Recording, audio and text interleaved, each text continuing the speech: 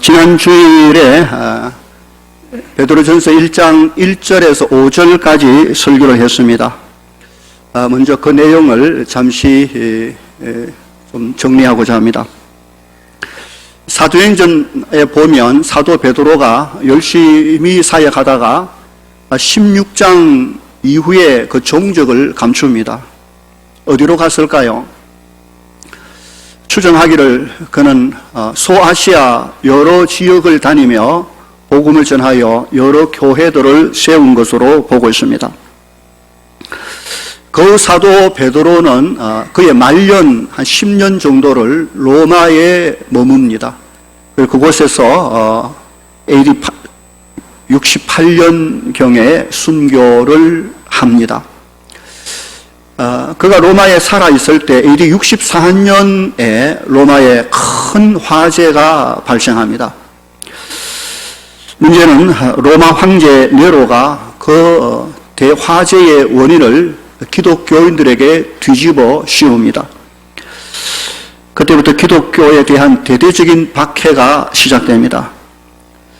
수많은 그리스도인들이 방화범으로 잡혀 고문을 당하고 또 화형을 받고 사형을 당하는 그런 처참한 일이 벌어집니다. 그 박해가 로마 전역으로 확산되자 베드로가 걱정이 됩니다.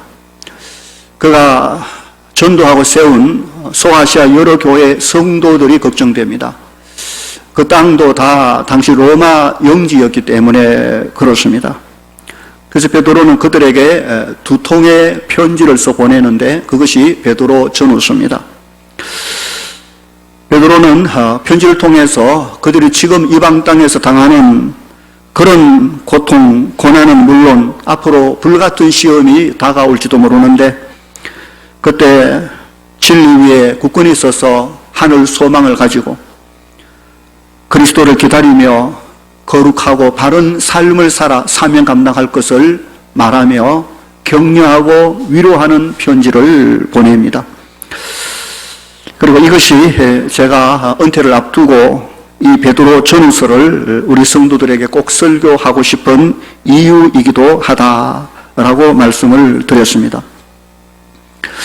사도 베드로는 그의 첫 번째 편지 그 서두에서 소아시아 여러 교회 성도들에게 하나님의 은혜와 평강을 인사하며 그 다음 중요한 3가지 명심해야 할 내용들을 말해 주었습니다. 그 2절에 나오는데 그 첫 번째가 성도는 이 세상에 머물 수 없는, 세상에 정착할 수 없는 지나가는 나그네의 인생임을 꼭 기억해라. 왔다 가는 스쳐가는 나그네임을 기억해야 할 것을 말해 주었습니다. 둘째로 그 나그네의 정체, 성도의 정체는 대단합니다.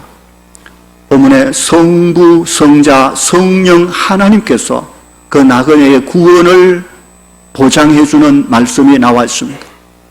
성부 하나님께서 선택하셨고 성자 예수 그리스도께서 십자가 피 뿌려 우리를 구속해 주셨고 성령 하나님께서 인처 감동 순종케 하신 구원의 보장, 그것을 기억하며 살라.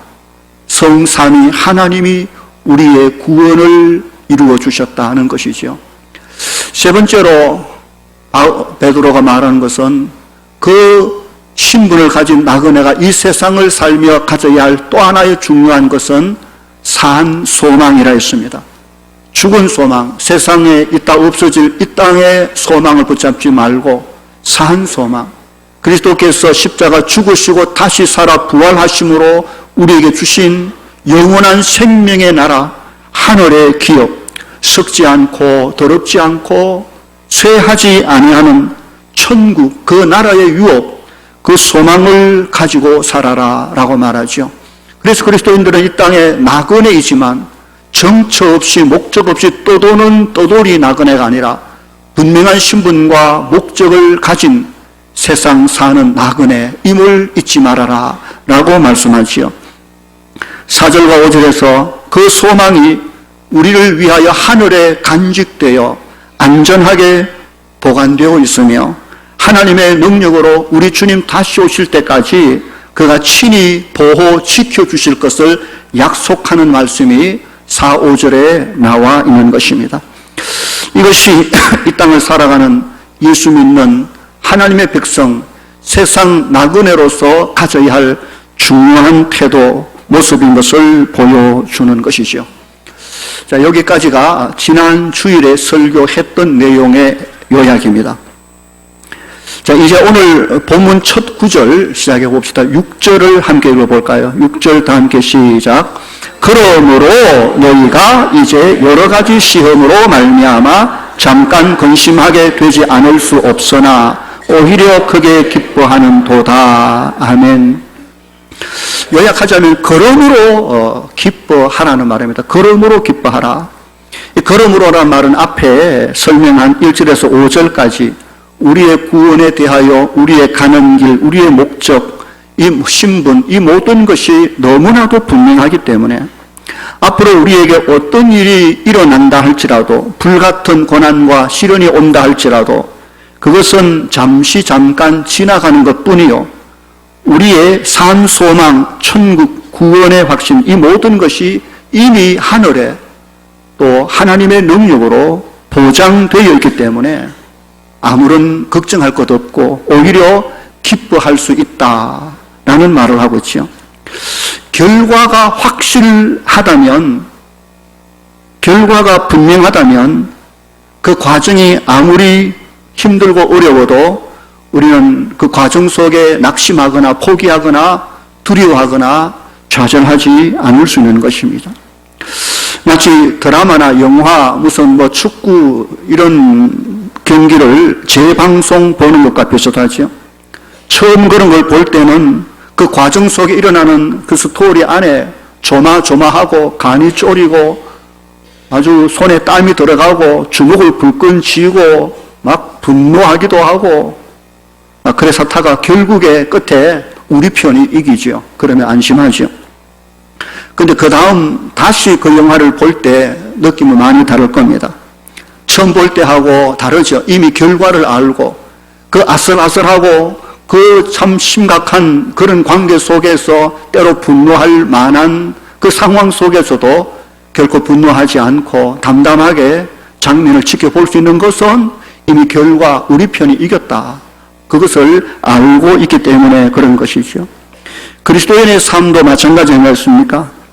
이 땅을 살아가는 삶의 과정 속에 이런저런 어려운 불같은 시험 많은 것이 일어날지 모르지만 그러나 우리가 분명히 아는 것은 결과 우리의 구원이 하늘에 보장되어 있다.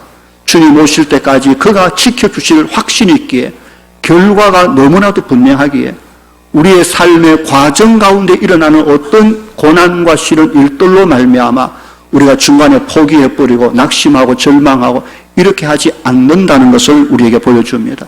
이 믿음이 저와 여러분에게 충만하기를 주의 이름으로 축원합니다.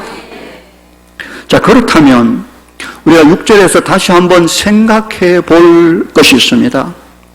우리의 구원이 그렇게 확실하다면, 분명하다면 하나님은 왜 굳이 우리에게 여러 가지 시험으로 말미암아 비록 잠깐이라 할지라도 우리를 근심하게 만드실까 하는 것입니다. 왜 그렇게 하실까? 구원이 확실히 보장되어 결과가 뻔한데 왜 우리의 삶 속에 고난과 시련, 여러 가지 아픔 이런 것들을 허락하실까 하는 것이죠. 여기 여러 가지 시험이라는 말은 우리 모두가 세상을 살아가면서 당하는 모든 어려운 일들을 말합니다. 하나님을 믿고 사는데도 여전히 질병에 걸려 고통할 수 있고 여전히 가난에 허덕일 수도 있고 실패할 수도 있고 또 세상으로부터 미움과 박해, 오해 이런 것들을 받을 수 있다는 것이지요. 왜 하나님의 자녀인데도 이런 일들이 그들에게 우리에게 오느냐 하는 것입니다. 처음 예수님을 믿는 사람이 교회 오는 목적은 그런 일들을 안 만나려고 오는 것이죠. 너무 세상 살기 힘들고 아프고 문제가 안 풀리고 힘드니까 하나님을 믿고 복을 받아 그런 일들이 좀 내 앞에 없었으면 좋겠다. 마음으로 교회에 옵니다. 또 예수님을 오래 믿는 사람일지라도 이런 예상치 못한 어려움과 삶의 고난을 당할 때 좋아할 사람은 아무도 없습니다. 이런 일을 당하면 누구나 할 것 없이 아파하고 힘들어하고 눈물 흘리고 그 모든 환난과 시련은 누구에든 아픔을 가져오고 근심이 될 수밖에 없는 것이지요.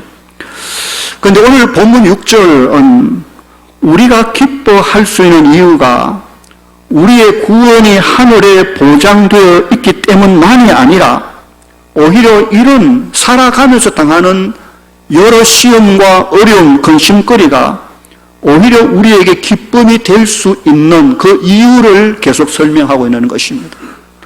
무작정 고난과 시련과 아픔이 기쁠 수만은 없지만은 그 고난과 시련과 아픔이 주어진 이유, 그것이 우리에게 기쁨을 줄 수 있는 이유가 있다면 그 이유를 우리가 알아야 되는 것입니다. 알고 당하면 모르고 당하는 것보다 훨씬 낫지 않습니까? 맞아도 알고 맞으면 맞을 만한데 이유도 모르고 맞으면 억수로 아프다고요. 그리스도인이 당하는 시련이 있어야 될 이유, 그것을 기뻐해야 될 이유가 무엇일까? 본문 7절을 보십시오. 함께 읽어볼까요? 7절 다 함께 시작. 너희 믿음의 확실함은 불어 연단하여도 없어질 금보다 귀하여 예수 그리스도께서 나타나실 때에 칭찬과 영광과 존귀를 얻게 할 것이니라. 아멘. 이게 이유입니다. 이해하셨습니까? 이해하셨습니까? 하는 말을 태국어로 카오짜이 마이캅이라 합니다. 카오짜이 마이캅. 이번에 태국 선교 여행 가서 우리 선교 대원들이 복음을 들고 또는 휴대폰에 녹음을 해서 만나는 사람에게 읽어주기도 하고 들려줍니다. 그런데 중간중간에 이 질문을 합니다. 카오짜이 마이캅 이해하셨습니까? 그러면 그 듣던 사람이 이 질문에 거의 다 남자는 캅, 여자는 카 이렇게 하면서 고개를 끄덕이며 이해했다는 표시를 합니다. 얼마나 기분 좋은지 이해했구나, 받아들였구나. 카오짜이 마이캅 이해했다는 말을 이해하셨습니까? 이 세상에 사는 그리고 하나님 믿고 사는 그리스도인들에게 여러 가지 시험, 시련, 환난이 왜 필요한가? 오늘 보면 7절은 이렇게 말합니다. 그것은 우리의 믿음을 확실하게 해주기 때문이다 라는 것이죠. 우리의 믿음을 분명하게, 견고하게, 튼튼하게, 강하게, 아름답게, 그리고 소중하게, 그리고 깨끗하게, 능력 있게 만들기 위하여 필요한 것이 우리에게 여러 가지 시련과 또 환난 이런 것들이라는 것이죠. 사실 우리는 예수 그리스도를 믿음으로 구원을 받습니다. 그런데 구원받은 사람의 그 첫 믿음이란 어린 아이와 같은 모습으로 시작합니다. 비록 그가 그 믿음으로 구원을 받은 자녀, 믿음을 가지고 있다 할지라도 초신자의 믿음은 어린 아이 같아서 연약하기 짝이 없습니다. 실바람에도 쉽게 흔들리고 자빠지고 무너질 수 있는 것이 초신자입니다. 처음 예수님을 믿습니다 하고 교회에 들어온 사람에게 무슨 교회의 중요한 일을 맡길 수 있습니까? 못 맡깁니다. 감당할 힘이 없습니다. 뿐만 아니라 우리가 믿음을 가졌다고 하며 살고 있지만 삶 속에 우리가 깨끗하게 순수하게 강한 믿음만 가진 것이 아니라 살아가다가 이 믿음에 시도 때도 없이 더럽고 안 좋은 불순물들이 붙습니다. 세상 염려, 근심, 교만, 정욕, 고집, 욕심, 탐심, 죄된 생각들, 이 모든 것이 예수를 믿고 살아가는 믿음의 삶 속에도 시도 때도 없이 득지 와서 붙어버린다는 것이죠. 그래서 우리의 믿음을 약화시키고 믿음을 더럽게 만들고 믿음을 힘없게 만들어버리는 상황들이 얼마나 많이 일어나는지 모릅니다. 그러므로 예수님을 구주로 믿고 구원을 받아 믿음을 가진 사람들은 이 믿음을 잘 관리하고 지키고 다듬고 키우고 깨끗하게 하고 훈련하는 일들을 통해서 강하고 아름답고 깨끗하고 능력 있는 믿음으로, 그래서 주의 무슨 말씀에도 순종할 수 있는, 하나님이 기뻐할 수 있는 일에 헌신될 수 있는 그 믿음을 키워가는 일이 우리에게 너무나도 중요한 건 사실이죠. 어떻게 합니까? 여러 가지 시험을 통해서, 여러 가지 고난이라는 과정을 통해서 우리의 믿음을 그렇게 만들어 간다는 것이죠. 오늘 보면 7절 다시 보십시오. 불로 연단하여도 없어질 금보다 귀하다라고 말했습니다. 불로 연단하여도 없어질 금, 세상에서 보화로 여기는, 우리가 조화라고 하는 금은 어떻게 만듭니까? 산에서 금덩이를 어디 주워옵니까? 그런 건 아니죠. TV에 사금을 채취하는 장면을 본 적이 있습니다. 그 사람들이 강가에 내려오는 그 모래를 수도 없이 받아서 채에서 걸르고 이 일을 하루 종일 합니다. 그 흙덩이를 부수고 모래더미를 부수고 그걸 물 속에서 채에서 계속 걸르고 이걸 몇 날 며칠 해서 나중에 그들이 내놓은 게 조그마한 흰 손수건 위에 조그마한 금붙이, 금조가리, 1g도 안 되는 그것 모으려고 그 많은 모래를 걸르고 수고해서 모은 것이 금입니다. 광석에서 금을 캐는 작업을 여러분 아시죠? 광석은 그대로 가지고는 아무것도 못합니다. 그 광석덩이 가지고 무슨 반지를 못 만들죠. 수톤의 광석들을 캐서 그것을 잘게 부수고, 그리고 그것을 뜨거운 용광로에 집어넣고, 거기다가 지독한 무슨 약품들을 집어넣고, 그래서 온갖 불순물들을 다 제거하고 나면 비로소 금이 나오는 것이지요. 그 금으로 목걸이도 만들고 반지도 만들고 아름답게 뭔가 장식하고 그렇게 하지 않습니까? 금이 그렇게 귀한 것은 바로 이런 재련의 과정을 반드시 통과해야 했기 때문에 그런 것입니다. 왜 성도들에게 이런 용광로 같은 시련, 시험, 환난, 아픔들이 꼭 필요한가? 성도들은 그냥 돌덩어리가 아니기 때문에 그렇습니다. 그냥 돌덩어리가 아니라 광석입니다. 그 속에 금 성분이 들어있습니다. 금보다 더 소중한 가치, 생명이 들어있기 때문에 그런 것이지요. 그러므로 그 소중한 가치가 들어있는 돌덩어리 같은 성도들이 그 금으로 다시 나려면 어디로? 용광로에 집어넣어야 됩니다. 그 속에 뜨거운 용광로에 한번 녹아져 나와야 금이 나온다는 것이죠. 카우짜이 마이카? 이해됐습니까? 이해 안 됐습니까? 이해됐으면 남자는 캅, 여자는 카 이렇게 나옵니다. 그래서 성도들의 믿음이 이런저런 시험, 시련의 과정을 통과하면서 그때 비로소 우리의 원망과 불평도 녹아지고 타버리고 교만도 아직도 불순종도 세상 생각과 탐심과 이 모든 불순물들이 하나하나 제거되고 그리고 남은 믿음, 그것은 이 세상의 어떤 정금보다 소중한 보물이 된다는 말이죠. 오늘 본문에 이 없어질 금보다 더 소중하다. 그렇게 재련하여 용광로 속에 들어갔다 나온 금이라 할지라도 그것은 세상에서 영원하지 않고 사라질 것인데 환난과 시련과 고난을 통과한 성도들의 믿음의 가치는 어떤 것보다, 그 어떤 금보다 더 소중한 가치를 가진다라는 것이지요. 그것이 언제 그 가치를 드러내는지 보면 7절 끝에 보십시오. 뭐라고 말했습니까? 예수 그리스도께서 나타나실 때, 그때 주님이 다시 오실 그때 우리 모두가 주님 앞에 서게 될 그날이 분명히 올 바로 그때 그 금보다 소중한 믿음의 가치가 드러납니다. 그때 뭘 얻게 합니까? 그 믿음으로 말미암아 그 연단된 단련된 깨끗하고 강하고 아름답고 순수한 하나님을 전적으로 신뢰하는 그 소중한 믿음으로 말미암아 결국 우리가 칭찬과 영광과 또 존귀를 얻게 할 것이니라. 누구로부터 그것을 받습니까? 하나님, 우리 주님으로부터 칭찬과 영광과 존귀를 받게 한 그 믿음을 위해서 그 믿음을 연단하고 단련하는 것입니다.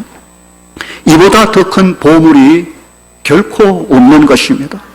그러면 우리가 기억해야 될 것은 우리가 믿음으로 얻는 것이 단지 구원받는 것만이 아니라는 것입니다.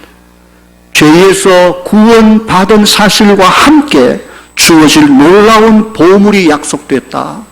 그것이 바로 칭찬과 영광과 존귀, 그것이 믿음이 우리에게 가져다 줄 보물들입니다. 이를 위해서 우리의 믿음은 훈련되고 연단되고 깎이고 때로는 뜨거운 용광로 속으로 들어가야 하는 것입니다. 잠깐 아프고 근심이 되겠지만 때로 눈물 나기도 하고 고통스럽기도 하고 그러니까 서로 위로하고 그때마다 힘주고 붙들어주고 그때마다 격려하고 해야 될 과정이 있지만 그 모든 것도 결국 잠깐이고 그 후에 남는 것은 강하고 아름답고 튼튼하고 소중하고 빛나는 하나님을 기쁘시게 할 단련된 믿음이 남는 것입니다. 이 소중한 믿음을 가지기 위하여 애쓰는 우리 모두가 되기를 주의 이름으로 축원합니다. 성경은 이에 대하여 무수히 많은 교훈을 우리에게 주고 있습니다. 그 믿음의 대단한 사람, 하나님이 사랑하셨던 욥, 그러나 그가 말하기를 자신이 정금처럼 나오기까지 자신이 하나님 앞에 단련된 순간이 있었다.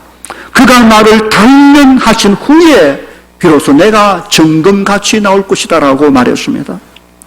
이스라엘의 영도자 하나님의 귀한 종 모세, 그 역시 그 일을 위하여 40년 동안 그 광야에서 고된 광야의 훈련을 거치고 하나님의 서임을 받았지요. 믿음의 조상 아브라함이 되기까지 기어코 그는 하나님 앞에 사랑하는 독자 아들 이삭을 번제로 바치라는 그 무시무시한 시험까지 거치면서 그 후 그가 하나님의 사람 아브라함이 된 것이지요. 다윗이 고백하기를 고난당하는 것이 내게 유익이라. 고난이 무슨 유익? 알고 보면 유익이라.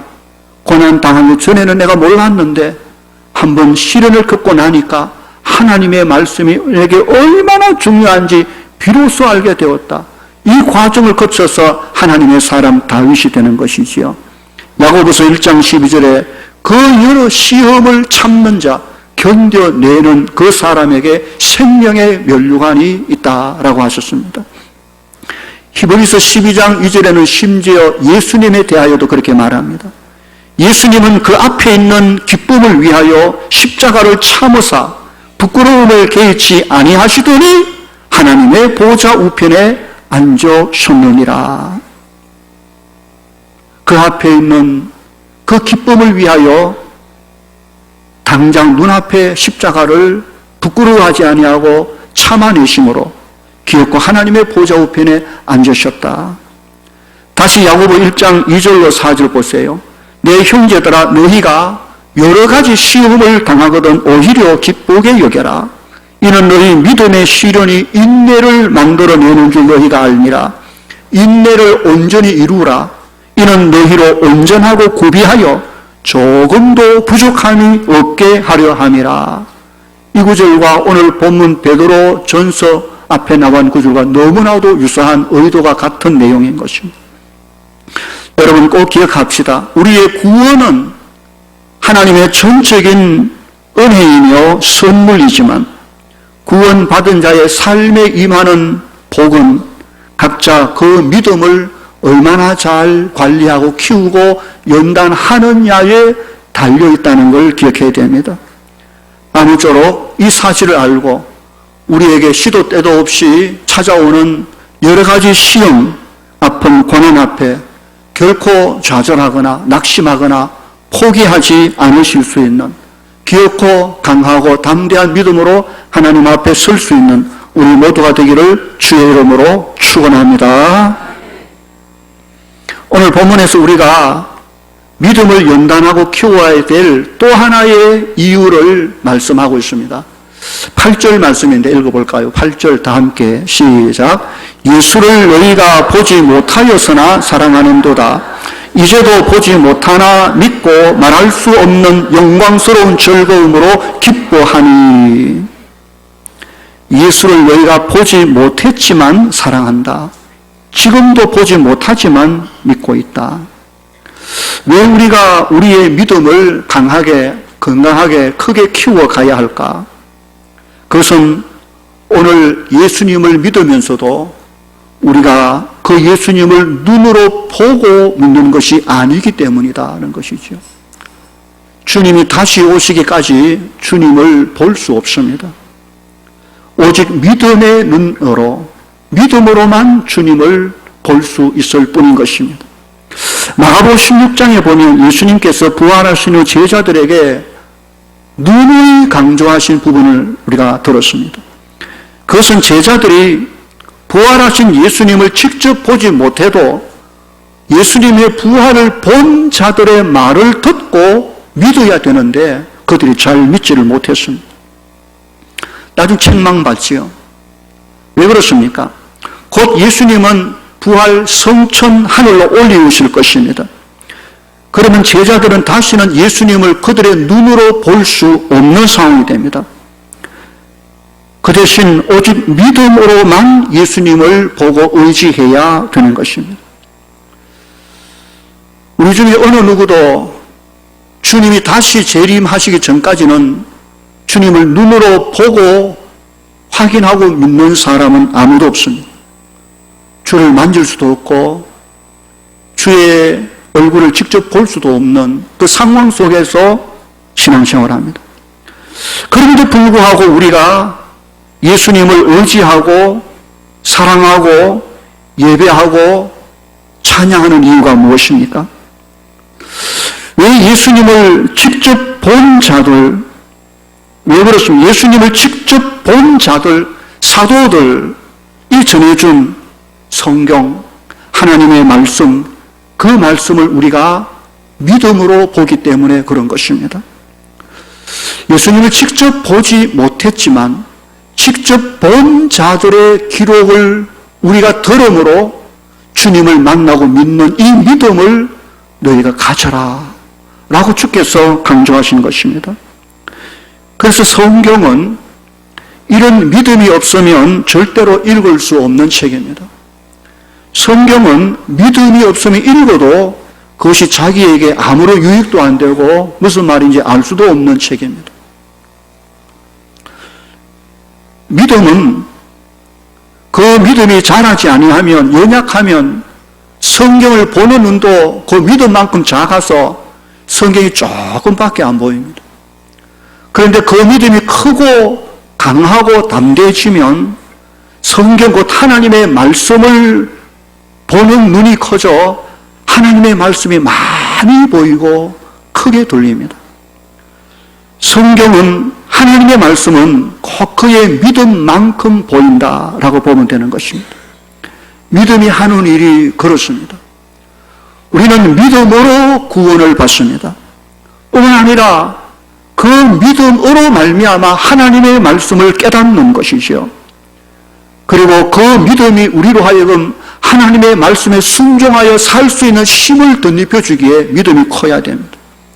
뿐만 아니라 시도 때도 없이 불어닥치는 우리의 삶 속에 일어나는 여러 가지 시험을 참고 견뎌내기 위하여 강한 믿음이 필요한 것입니다.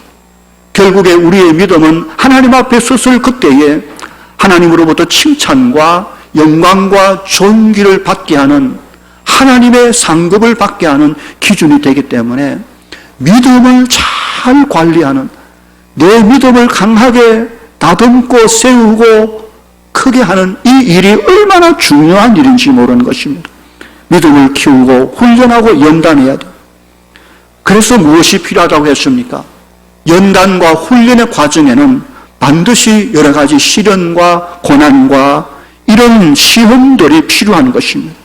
시험이 없이 어떻게, 훈련이 없이 어떻게, 아픔이 없이, 눈물이 없이, 땀이 없이 어떻게 뭔가 좋은 게 만들어집니까? 학생이 공부할 때도 땀을 흘리고 시험, 고통, 매를 맞아가며 해야 실력이 오르고, 군인들도 그 전쟁이 아닌 훈련 상황에서 죽도록 훈련을 해야 전장에서 그런 승리할 수 있는 군인이 되는 것처럼 우리의 믿음의 훈련도 그래서 필요한 것입니다. 그래서 어떤 사람들은 몇 방 맞음으로 끝날 수도 있고 어떤 사람은 정말 용광로 같은 불 속에 집어넣었다 빼야 비로소 제대로 될 수 있는 사람도 있는 것입니다. 성도 여러분, 우리는 이미 구원받은 천국이 보장된 하나님의 자녀가 확실하기 때문에 잠시 세상에 머물다 가는 이 땅에서 잠깐 당하는 여러 가지 시험을 만날 때 결단코 그 중간에서 두려워하거나 포기하거나 절망하지 않을 수 있는 사람임을 꼭 기억할 수 있기를 바랍니다. 오히려 그 과정 속에서 허락된 여러 가지 시험들을 참고 이기면서 우리의 믿음은 점점 자라서 하나님을 영화롭게 할 수 있는 그런 사람이 된다. 이것이 하나님의 의도인 것입니다. 이 믿음이 얼마나 중요한지, 금보다 귀한 믿음은 참 보배 되도다. 금보다 귀한 믿음은 참 보배 되도다. 이 진리 믿는 사람들 다 복을 받겠네. 이 복을 받을 수 있기를 주의 이름으로 축원합니다. 이제 마지막으로 살펴볼 것은 9절에서 12절 내용입니다. 자, 9절을 보십시오. 함께 9절 시작. 믿음의 결국 곧 영혼의 구원을 받음이라 했습니다. 하나님께서 우리에게 예수를 믿는 믿음을 주신 최종 목적 이유가 뭐라고요? 영혼 구원.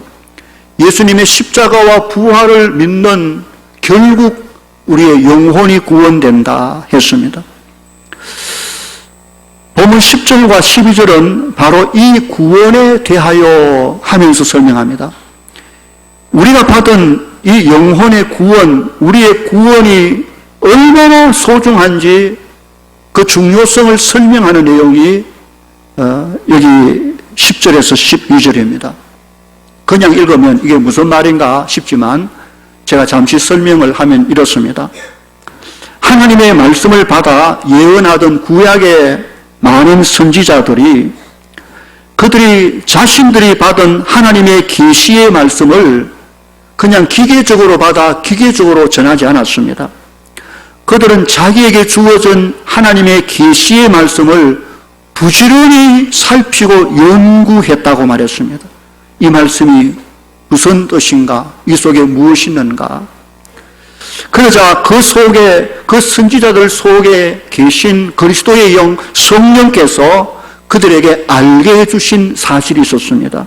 그 몇 가지 있는데 그 첫째로 그들이 계시로 받은 하나님의 말씀 속에는 온 세상을 죄에서 구원하실 그리스도 메시아가 오실 것이 약속되어 있다 하는 사실을 그들이 그리스도의 영적 계시로 알게 되었습니다. 얼마나 놀라운 일이죠. 그들이 하나님의 말씀을 계시로 받아 전하는 그 계시의 말씀 속에 성령께서 깨닫게 해주시기를 그 선포하는 말씀 속에 장차 그리스도 메시아가 오셔서 이 땅을 구원하실 것이라는 내용이 들어있다는 것입니다. 뿐만 아니라 그들은 자기들이 받은 이 놀라운 계시의 말씀을 더욱더 연구하고 살펴볼 때 성령께서 그 마음속에 주신 것이 그 메시아께서, 그 그리스도께서 구체적으로 고난 받으실 것과 그 후에 영광도 받으실 것조차 그 속에 예언되어 있다는 거죠. 그리스도가 예언되었는데 그리스도의 사역에 대해 구체적으로 너무 세밀하게 이사야서나 무슨 예레미야서나 구약의 많은 시편 부분들 속에 그 오실 그리스도가 십자가에 고난받아 죽으실 내용까지 그리고 그가 부활하여 영광 가운데 이르실 것까지 그들이 받은 계시의 말씀 속에 예언되어 있다는 사실을 알고 그들이 얼마나 놀라운, 와, 이런 것이 이 속에 들어있었구나. 정말 놀라운 사실입니다. 그래서 그 선지자는 더욱더 자기들이 받은 계시에 대하여 궁금증이 생겼습니다. 도대체 그 메시아가 누구일까? 그 메시아가 언제 오실까? 선지자들의 마음속에 메시아에 대한 불타는 마음이 있었던 것입니다. 그리고 그 메시아를 지금 당장이라도 만나보고 싶은 그 열정, 그 마음이 그 속에 가득했을 것입니다. 그래서 그들은 다시 자기들에게 주신 받은 계시의 말씀을 살피는 중에 성령께서 그들에게 알게 해주신 것이 있는데, 놀랍게도 그 메시아 그리스도는 그 당시 그 선지자들 시대에 오는 것이 아니라 하는 것을 그들이 알게 됐습니다. 그들은 단지 그저 장차 오실 메시아를 멀리서 바라보고 받을 말씀을 전하는 것뿐이라, 거기까지가 그들에게 답니다. 안타까운 일이지만 그들이 성령의 계시로 그걸 알게 됐습니다.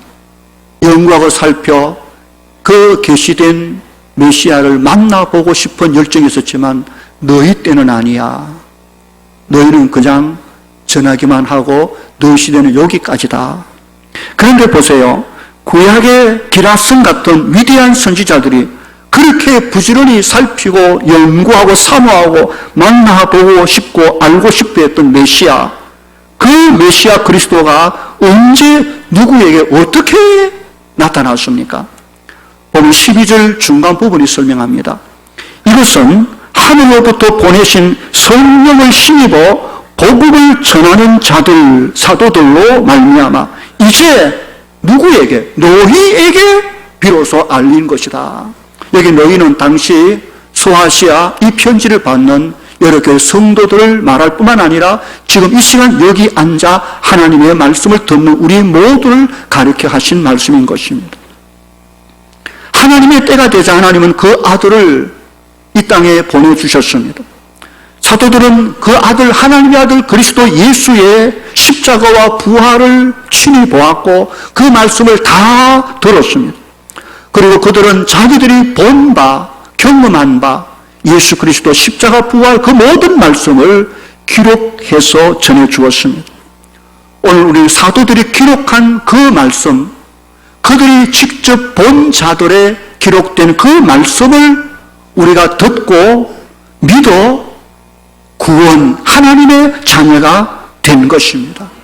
이것이 얼마나 큰 복인지 모르는 것입니다.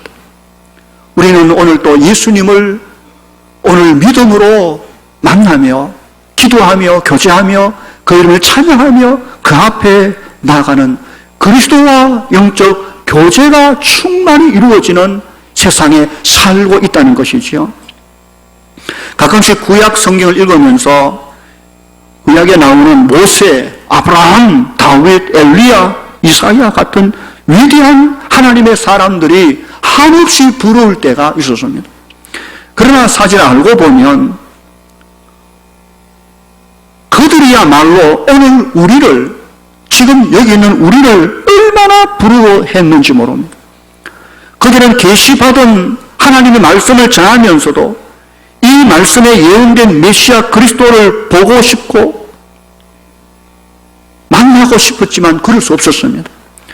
그런데 그렇게 자기들이 전한 예언 속에 계시된 메시아 예수 그리스도를 직접 그 말씀을 듣고 믿고 구원의 이름에 교제하는 자들이 얼마나 행복할까? 아마도 그들은 그렇게 생각했을 것입니다. 오늘 우리는 정말 구약의 기라성 같은 선지자들이 누리지 못한 우리 주님을 믿음 안에서 만나 교제하는 그런 은혜와 행복을 지금 누리고 있다는 사실을 잊지 마시기를 바랍니다. 심지어 천사들도 살펴보기를 원하는 바다라고 말했습니다. 왜냐하면 천사들은 구원을 경험한 적이 없는 사람입니다. 타락한 것은 그로 끝이고, 그렇지 않은 사람은 않는 천사들은 타락한 적이 없지요. 그 천사는 구원받는다는 것이 뭔지 모르는 자들. 도대체 구원이 뭐길래 하나님께서 저렇게 애를 쓰시고 자기 아들을 십자가에 내어주기까지 야단법석을 피우는지 도대체 그 구원이 뭔가 궁금해 죽겠다. 이게 천사들의 마음. 천사들도 살펴보기를 원하는 바, 그 구원의 복을 저와 여러분이 누리고 있으니 얼마나 감사한 일인지 모릅니다. 이 은혜와 축복을 놓치지 않고 누려가는 우리 모두가 되기를 주의 이름으로 축원합니다. 오늘 설교의 결론은 13절입니다. 13절 함께 읽어볼까요? 시작. 그러므로 너희의 마음을 허리를 동이고 근신하여 예수 그리스도께서 나타나실 때에 너희에게 가져다 주실 은혜로 온전히 바랄지어다. 아멘. 그러므로 우리 앞에 여러 가지 시험 어떤 것이 온다 할지라도 두려워하지 말고 각오 단단히 하고 마음의 허리를 바짝 동이고 정신 차려서 우리 주님이 다시 오실 그날을 기다리며 그때 우리에게 가져다 주실 은혜, 이것은 구원만 아니라 칭찬과 영광과 존귀, 이 모든 것을 주실 하나님을 온전히 바라보며 믿음 생활 잘 해라 하는 교훈인 것입니다. 이 말씀을 가슴에 새기며 마지막 시대에 어떠한 상황 속에도 우리의 구원이 하늘에 보장된 이 땅의 나그네의 삶이 얼마나 소중한지 믿음의 가치를 인정하며 잘 관리해가는 우리 모두가 될 수 있기를 주님의 이름으로 간절히 축원합니다. 기도하십시다. 우리 함께 이 말씀 붙들고 기도합시다. 우리는 다 믿음을 가졌습니다. 그러나 믿음이 똑같지는 않습니다. 그 믿음으로 하나님의 자녀가 된 것은 똑같지만 각자의 믿음의 수준 차이가 천차만별입니다. 아직도 어린아이처럼 기어다니는 믿음이 있는가 하면 어떤 광야 같은 길도 뛰어다닐 수 있는 강한 믿음의 사람이 있습니다. 하나님이 원하시는 것은 힘없고 연약한 믿음이 아니라 강하고 튼튼하고 힘있는 믿음입니다. 그 믿음은 그냥 되는 것이 아니라 여러 가지 시험과 환난을 통과할 때 우리의 믿음을 약화시키는 모든 불순물들이 제거될 때 비로소 만들어지는 것입니다. 나는 이 믿음을 얼마나 잘 관리하고 있는지, 내 믿음은 어느 정도 성장했는지, 시련과 환난 앞에 내 믿음은 어떻게 반응하는지 주여 내게 주신 이 믿음을 관리할 수 있도록 키울 수 있도록 은혜 베풀어 주시고 성령의 힘 주시옵소서. 이 같은 기도 제목을 가지고 우리 다 함께 한 1분 정도 소리내서 통성으로 기도하겠습니다. 함께 기도합시다. 거룩하신 아버지 은혜 감사합니다. 오늘도 우리에게 주의 말씀 주심을 감사합니다. 마음이 열리고 귀가 열리고 우리의 영이 열려 주의 말씀을 들을 때 깨닫게 하시고 성령 안에 이 말씀의 힘을 얻어 우리의 연약함을 다시 돌아보고 믿음을 키울 수 있는 저희들 되게 하여 주시옵소서. 실바람에도 자빠지고 넘어지는 허약한 믿음이 아니라 태풍 앞에서도 오롯이 하나님을 바라보고 달려갈 수 있는 강한 믿음의 사람으로 성장해 가도록 은혜를 베풀어 주시기를 바라고 빕니다. 오 주여, 우리의 삶 속에 시도 때도 없이 닥치는 환난이 오히려 우리의 믿음을 새롭게 하고 튼튼하게 만들어가는 하나님의 의도가 있었음을 기억할 때 우리에게 믿음을 이길 믿음으로 승리할 수 있는 힘을 덧입혀 주시기를 바라고 소원하옵나이다. 영광의 주님 감사합니다. 우리 모두에게 주신 이 믿음을 잘 관리하고 깨끗하게 하고 강하게 하고 하나님의 말씀을 순종해 낼 수 있는 강한 믿음의 삶이 되어지기까지 우리가 주의 연단에 적응하며 훈련에 감당해 갈 수 있는 저희들 되게 하여 주시옵소서.